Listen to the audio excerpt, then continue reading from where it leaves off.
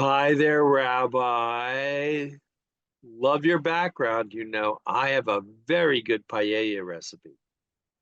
And I'm waiting to be invited over to share it with you. We're there and we're there. But then we have into that nasty area of food regulation and custom and shellfish and what you can eat and what you can't eat. What is it the preoccupation the religions have with food origins? But one thing that's extremely important that not many of my colleagues want to talk about, and that is the regulations in the Torah were about public health. They weren't dictated by God because it would be good or bad for you. If you take each of the injunctions about take your drinking water upstream from your latrines, don't eat shellfish. Don't eat pork. If you look at and go one by one, you'll go, that's all public health. This has nothing to do with pleasing God or pleasing yourself. The reason it was attached to God was to make people pay attention. Nothing to do with God. None of the restrictions about sacred cows or not mixing milk and meat. As you take them, talk to somebody from the FDA, talk to a nutritionist. And what are they telling us now about Thanksgiving turkeys and stuffing and leaving potato salad out at a picnic? It's all about public health and contamination. And every single one of the rules in the Torah, you can find them, everyone. And yet, I have eaten many a paella with shrimp and all kinds of shellfish in it. And I have yet to die. At least I am not a zombie as far as I know. And is there ever been any effort or consideration to the possibility of saying or changing the laws so that never eat shellfish unless they're fresh caught or some other caveat to it, as Well, far as you know? remember, we have all kinds of public health laws. You can't change the religion. So the kosher laws are so ingrained that, and there's no Jewish law. So there's no one to change it. It's all made up. And for that reason, nobody wants to listen to, well, it's really about safety, it's really about public health. But if you see it as a way to identify as Jewish, that's fine. But At the don't, same time, quinoa is now okay as a grain during Passover. that's because the Sfardim ate it. And because they were Jewish and there was a long term record of them eating it, it kind of weaseled its way in. Look, you cannot cook a chicken in its mother's milk. I don't care how hard you try. And so, but that hasn't stopped the Orthodox from saying, no, you can't have milk with chicken. And yet, somewhere there's a tribe somewhere that used to eat lobster rolls every Saturday afternoon.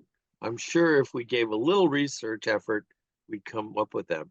But eating in general, this preoccupation with what you can eat and what you can't eat. Recently, a famous political figure made mention of something that horrified some about eating pets. And yet, I have a favorite writer who says you should choose your pet based on whether or not it has meaty hindquarters in case of tough times. You know, I've always said that Garfield in the walk would be very, very tasty, Joe. And I think that we want to look at some of our household pets. In times of famine, all the dogs disappeared during the Second World War, during some of the sieges. All the rats disappeared, all the dogs disappeared, all the cats disappeared. It was survival. Eating, but eating becomes a cultural event. And there are certain animals, pets in particular, that we don't raise for food.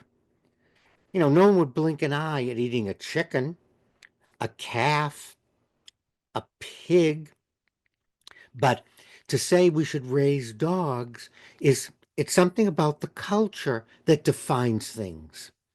And what we're seeing now is it's used as a weapon. We're not talking about survival and culture. We're talking about demonizing people based on American culture where our pets are not to be eaten. I understand that some people think it's uncomfortable. The big question for about a dozen years back in the 80s was horse meat. Yes, it still is. Every so often I read an article in France. I'm not quite sure what the current status is on horse meat in France. And of course, Texas was the big state to come out against it because you don't take somebody's horse in Texas for any reason, let alone to make it into a sandwich. But again, here is where the vegetarian steps in and says, we should not be eating any animals at all in an effort to be at one with the universe and with the creator. Where does Judaism stand on that? Well, Judaism does take a stand. We're not allowed to eat trigger burgers. So that takes horse meat off. You can't cook Garfield in the wok, so that takes cats off. Um, Dogs, no. But again, Joe, if we go back to Jewish law and the restrictions, it's all about health. Nothing to do with culture, society. Remember, Judaism grew up in the desert, in the Middle East, without refrigeration. And so when we look at foods, when we look at what the Inuit eat, when we look at what the natives of different countries eat, it's all about the climate, the latitude, the temperature, and putting spices on meat, salting food in order to preserve it. There's it all comes down to public health and safety. But once something's in effect, Joe, it really is not just unfair and unreasonable, not just cruel.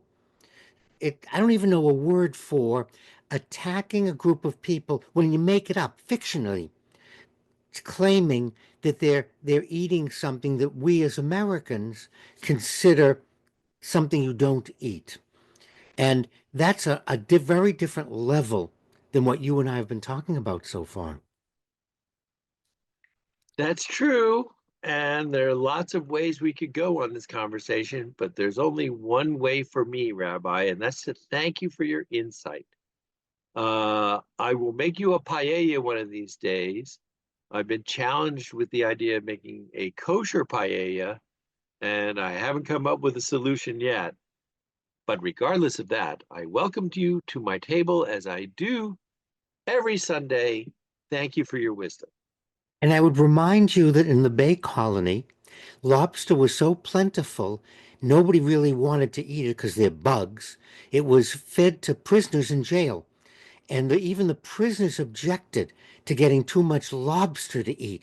And there were complaints and letters in the literature to the leaders of the Bay Colony to stop feeding prisoners in jails lobster.